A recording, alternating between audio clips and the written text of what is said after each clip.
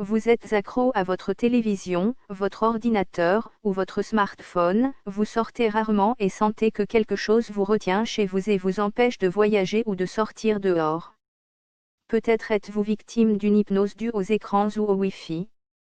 Il est difficile de trouver des informations sur un certain Andricus Gelos, malgré le fait qu'il ait déposé plusieurs demandes de brevets, avec succès, pour des appareils qui traitent de la manipulation du système nerveux humain via un écran d'ordinateur ou un moniteur de télévision.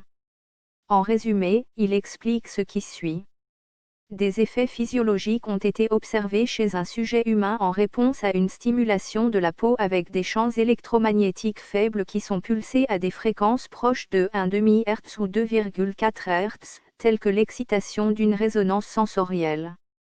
De nombreux écrans d'ordinateurs et de téléviseurs ou smartphones, lorsqu'ils affichent des images pulsées, émettent des champs électromagnétiques pulsés d'amplitude suffisante pour provoquer une telle excitation.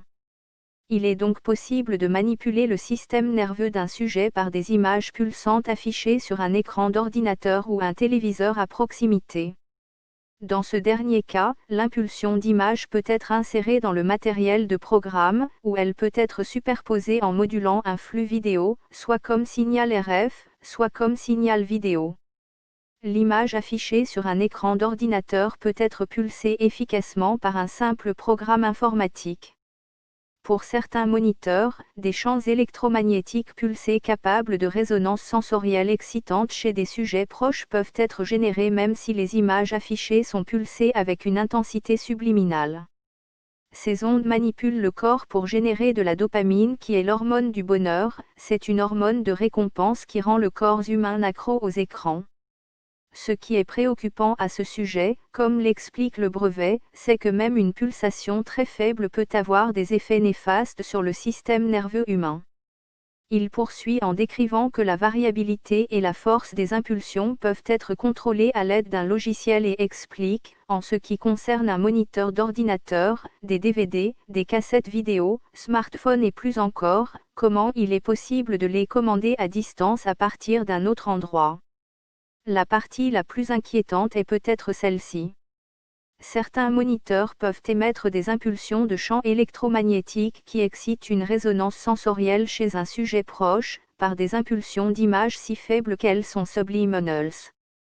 C'est dommage, car cela ouvre la voie à une application malicieuse de l'invention, qui expose les gens à manipuler involontairement leur système nerveux pour les besoins de quelqu'un d'autre.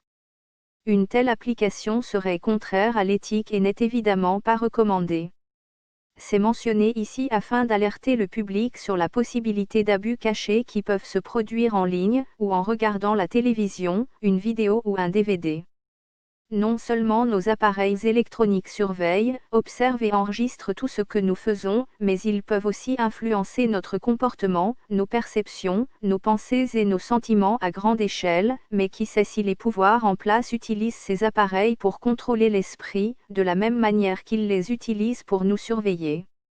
Shamat Palihapitiya, vice-président responsable de la croissance des utilisateurs de Facebook avant de quitter l'entreprise en 2011, a déclaré « Les boucles de rétroaction à court terme, basées sur la dopamine, que nous avons créées, détruisent le fonctionnement de la société.